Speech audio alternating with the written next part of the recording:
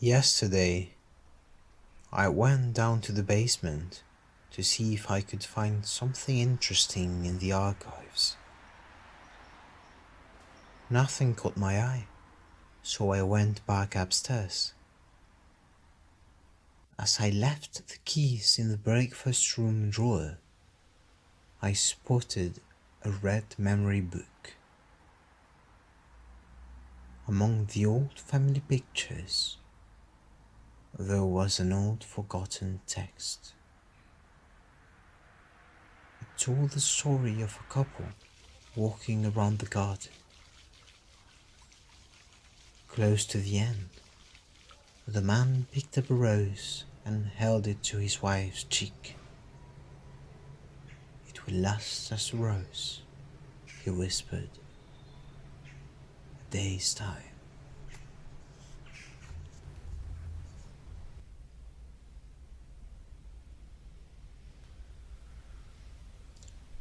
At the moment, I am wasting my time.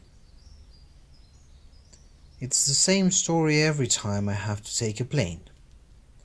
My father chases me around to get me to pack my suitcase, and I procrastinate until the last day and pack at top speed, which gets on his nerves, so he unpacks everything and then packs it himself. So here I am, packing, with the certainty that everything will come out again in a few minutes. Today, I want to be patient with him. It's the last time we'll see each other for some time. We've lived together for 2 years in this house, and tomorrow I'm going back to my mother's in Spain. When we arrived 2 years ago, I only knew I was coming to England to learn English. I had dreamed of living in London, but how could I have expected what lied in store for me in Southside House?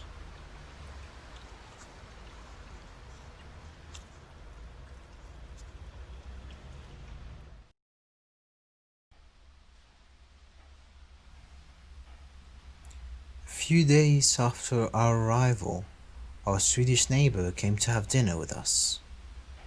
She brought a piece of homemade Scandinavian cake, and we shared it for dessert in an improvised dining table that we set up in my bedroom. That was the first time I heard about the ghost who dwelled in the house. According to Agnes, shortly after she moved in, her 5-year-old son began to see a man on the stairway that led to their flat. One day he told her, and she decided to face the spirit. "Hello, ghost. We are Agnes and Maximus, and we are now going to live in this house." Maximus mentioned the ghost a few more times, but he wasn't afraid of him anymore. To my surprise, I learned my father had had contact with the ghost. On our first night, apparently, someone knocked at the door while I was sleeping. He went down to open, wondering who it could be. Only the frosty wind was there.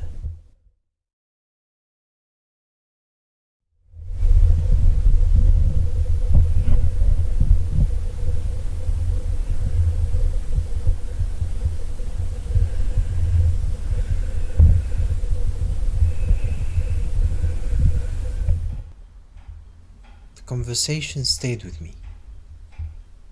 The vision of the mystery man on the stairs still haunted me when I started school. Now and then, odd things would happen. Once, the house curator was having a glass of wine in the main hall, and the white spectre cruised across the gallery. Rogelia, the Peruvian lady who lived in the basement, was spooked by a faceless man while she was doing her laundry. One Sunday afternoon, while I was doing my homework, I heard strange voices. They howled and guffawed, and I couldn't tell where they came from. I tried covering my ears with my pillow, but I still heard them. At last, I looked out the window. A group of 40-odd people were walking across the courtyard, yelling and laughing. Later, my father told me that the house had hosted a special guided tour for the Wimbledon Down Syndrome Association.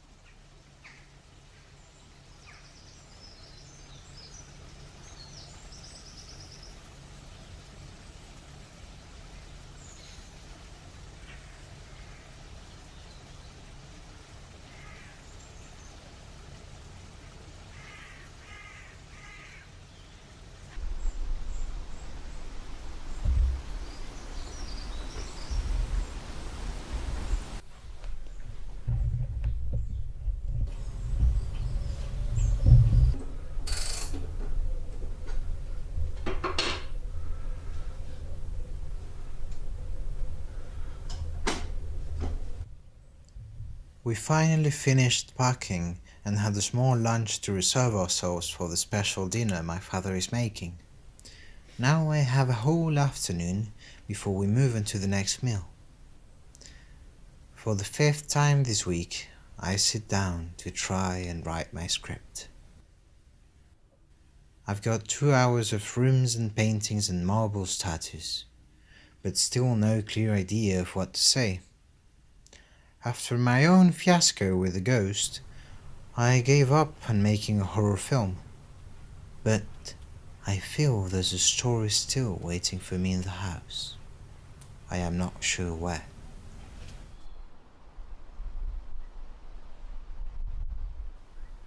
Maybe it's the story of its old owner, Malcolm Munte. For 50 years, he lived in this house and left a trace in nearly every room. Before that, he served as an intelligence agent during World War II and executed all kinds of missions, from blowing up trains in the Swedish border to carrying explosives inside melons disguised as a Sicilian nonna. His parents were also far from dull. His father, Axel Munthe, was one of the most prominent doctors of his time, had an affair with Queen Victoria of Sweden, and became one of the best-selling authors of the beginning of the 20th century. Malcolm's mother, Hilda Pennington, had been described to me as a grand old lady, but also as a witch. Some of the characters in the dining room also had potential. Goodwin Wharton, son of the famous Philip Wharton, had dilapidated his money courting the Queen of the Fairies. His nephew, Philip, Duke of Wharton, was one of the founders of the original London Hellfire Club. He was also the first member to be expelled, after he brought a monkey under his cloak and set him free during Black Mass.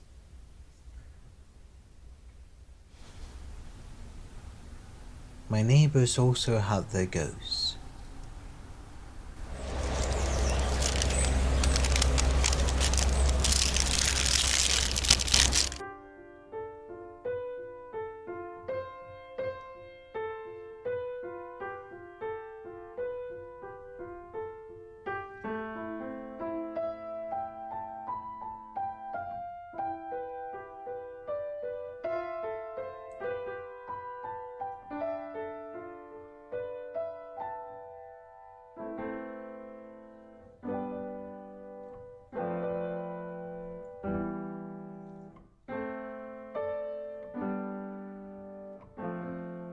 Danny, on the top floor, had lived here since his teenage years, and he regularly saw angels and demons.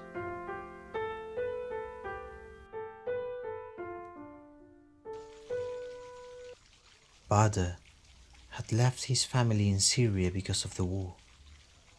He had risked his life on a flimsy boat across the Mediterranean and survived 9 months in the jungle at Calais before chance and life brought him to Southside House. Still, those stories were theirs. I had to find my own.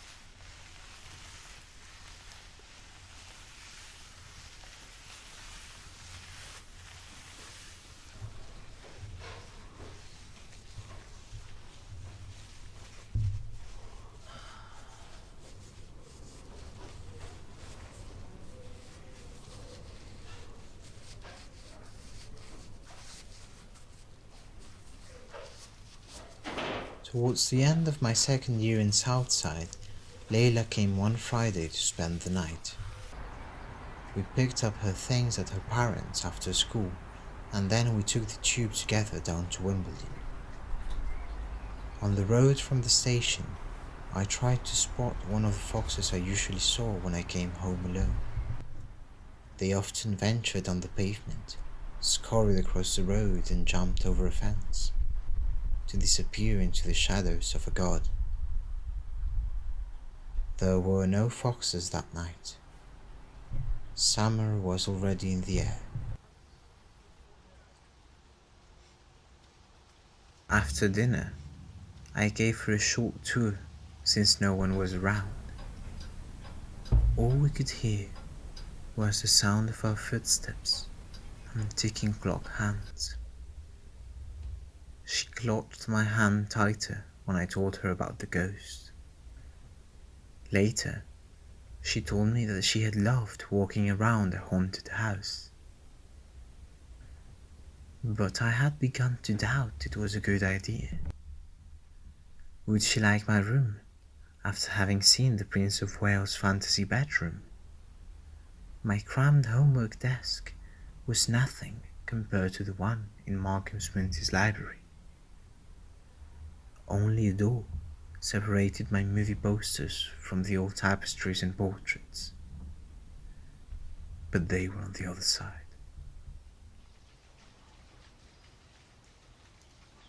We lay in bed quietly. Suddenly, she turned over to look at me, and she asked me to dim the light. I flipped the switch on my bed lamp and came back under the sheets.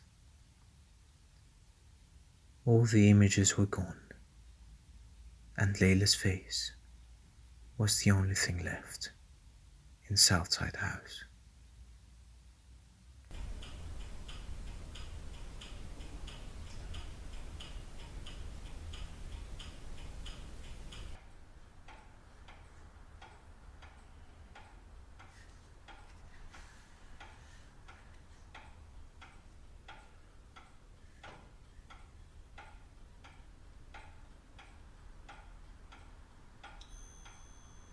Dinner isn't ready yet, so I am taking a final walk around the house.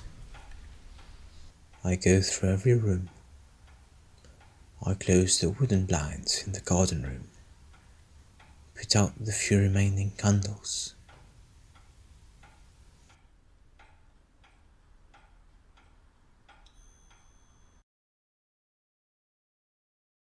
After a while, I hear my father's voice and start to walk blindly down the hallway. As I leave the stairs behind, I turn to look at the ghost for the last time.